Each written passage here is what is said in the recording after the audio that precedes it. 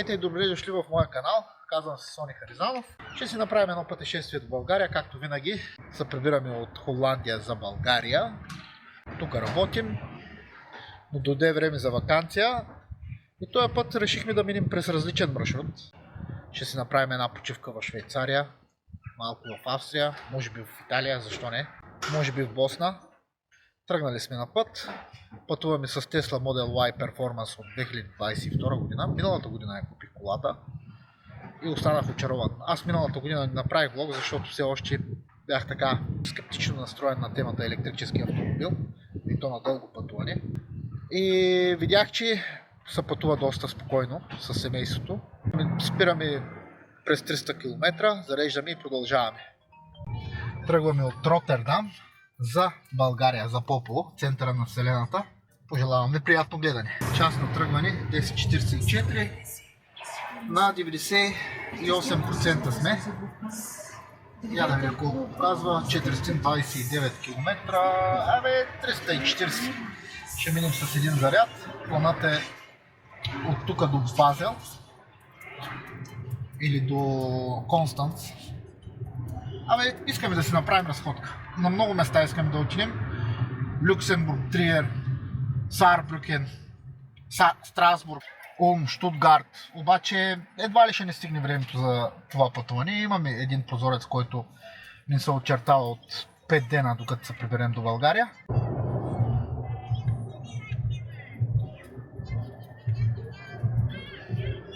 Иначе до Попово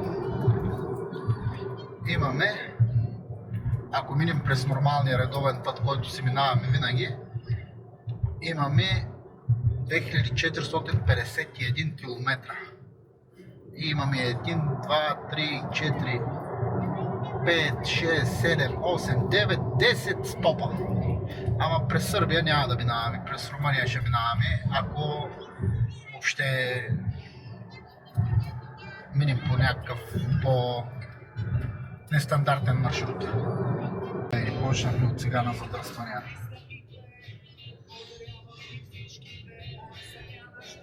Идеята е да минем през села и полянки, защото е работен ден. Днеска сме 19 юли, един ден след световното първенство по футбол, след финала.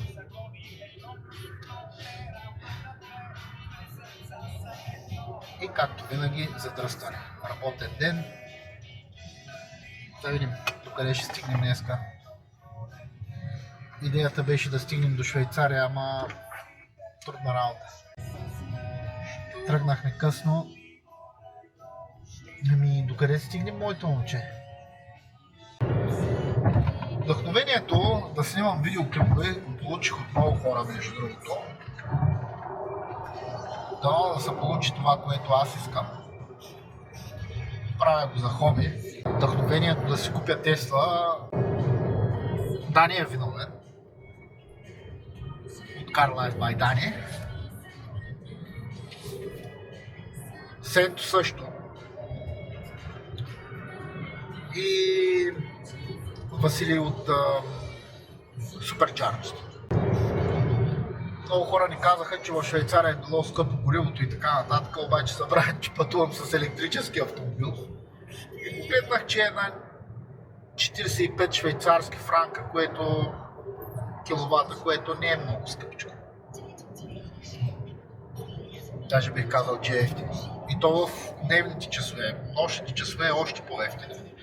Ама ние през нощта няма да пътуваме. Ще си отсядаме в хотели. Спокойно. Вместо да направим 2 дена път до България, които са 2600 км, ще ги направим 5 дена до България.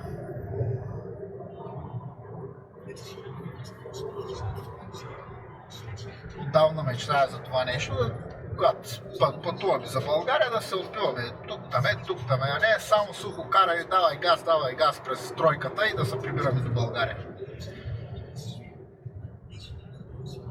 Защото много катастрофи, много нещо, много германци се прибират.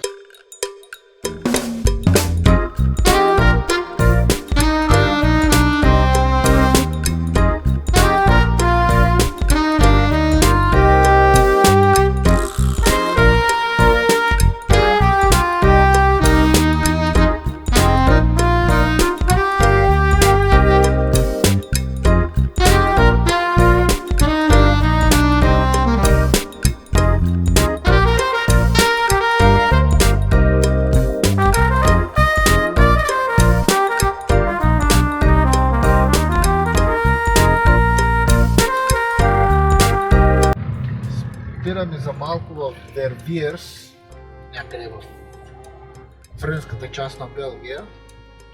Малко ток да капнем около една кофичка. Отдавна не сме виждали наклони надолу, нагоре и така нататък. Баири не сме виждали. Чакай, че пак изтървах пресечката, изглежда. В Валония сме, в по-бедната част на Белгия, но по-красивата.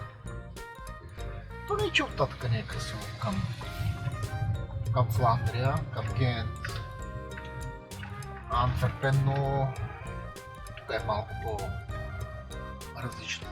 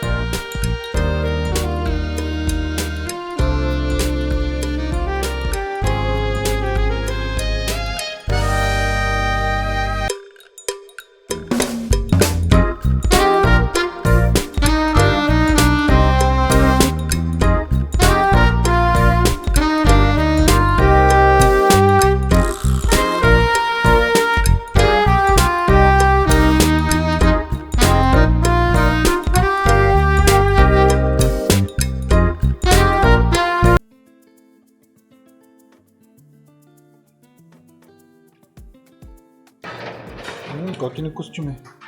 Виж, този костюм е като моя.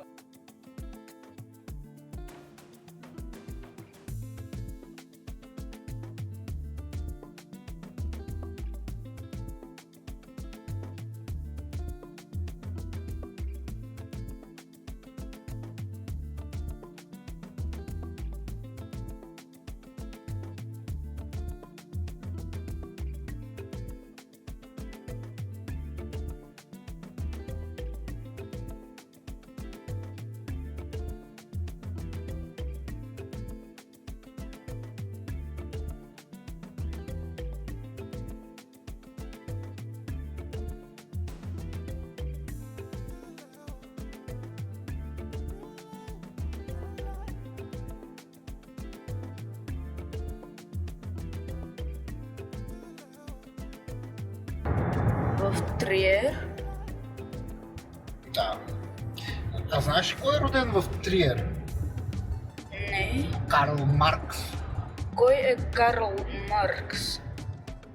Ами, той е дал идеята, дал школата на социалистическата и комунистическата мисъл.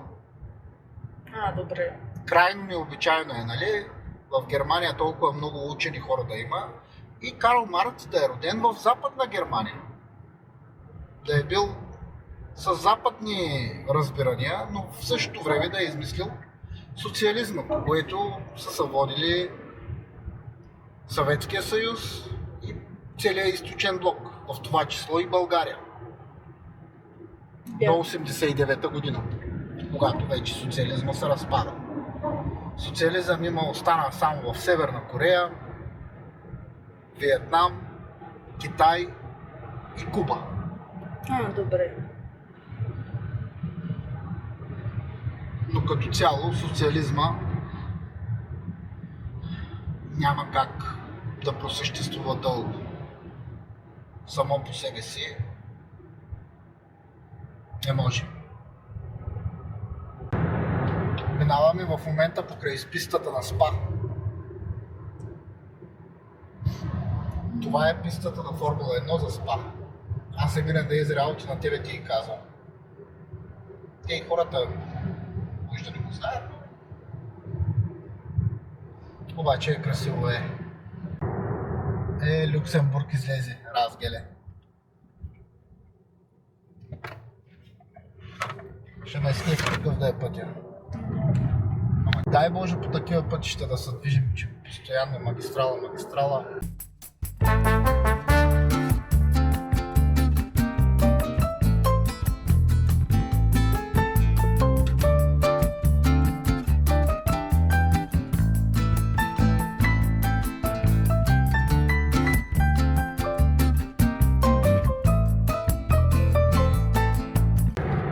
Още 200 метра.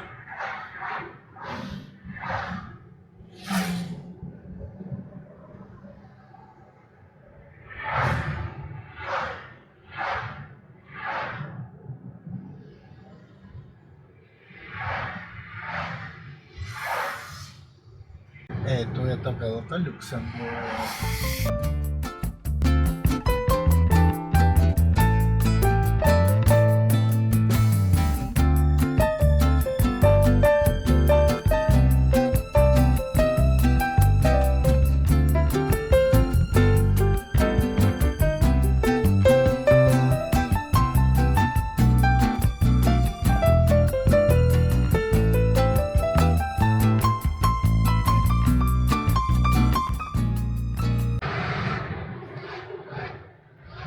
Сега, Емире, забележи какво се случва. В Люксембург идват много хора от Белгия, Франция и Германия да работят. Иначе в самата страна Люксембург няма много жители. Но просто имат нужда от работна ръка и заради това всеки ден в Люксембург идват и се заминават сигурно 1 милион човека. Сега сме в столицата на Люксембург. И всеки момент ще паркираме. Тук няма да може да паркираме. Но ето тук е центъра. И от тук продължаваме.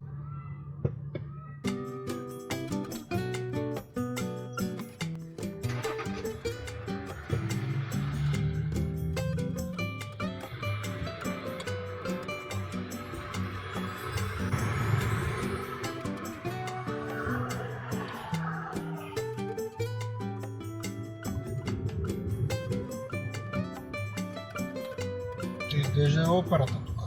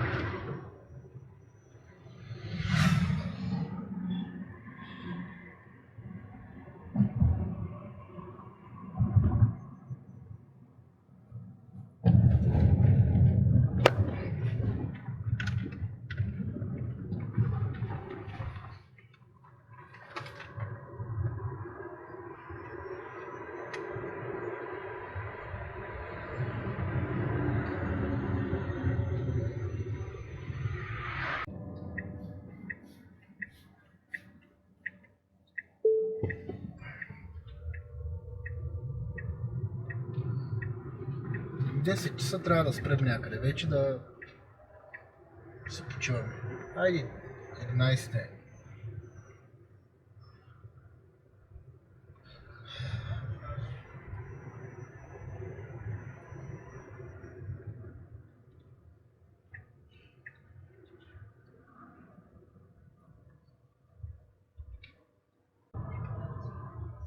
Tesla Superchargers.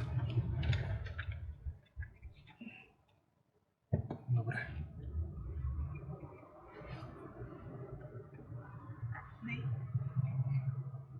Тоест не би трябвало да плащам паркинг.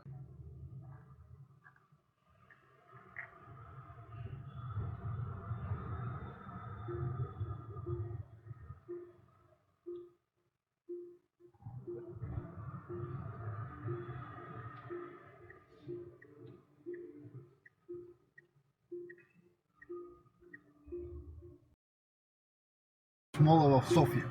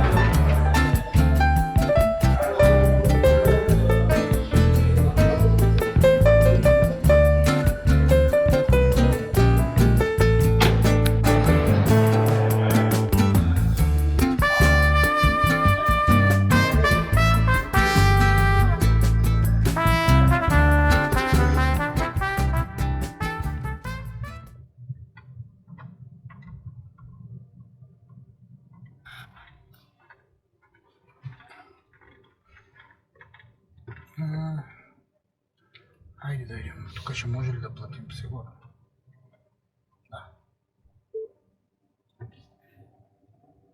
Да. Честито. Явно заради ограничено време сигурно не се плаща. Ние не сме седяли повече от 15 минути или нещо тук, което е добре.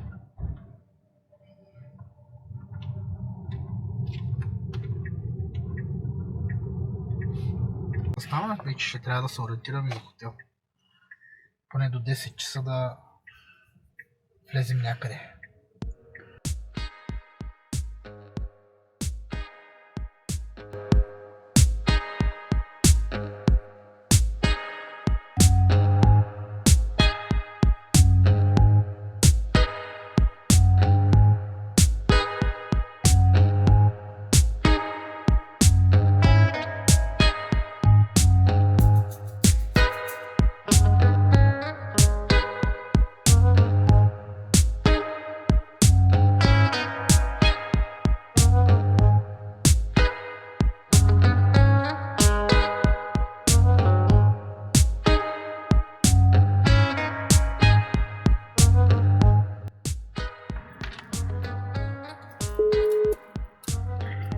Bienvenue à notre restaurant au bœuf rouge.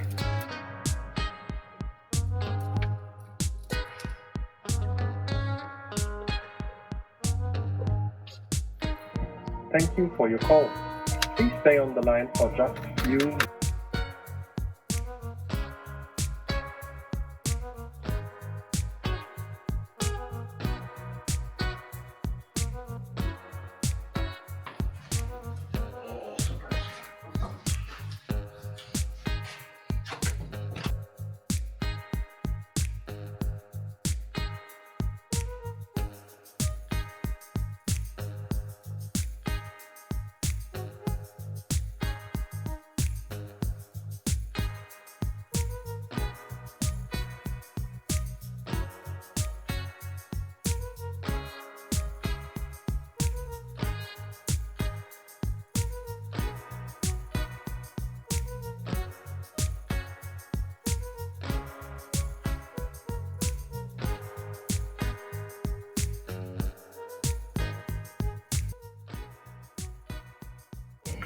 кратък обзор на деня.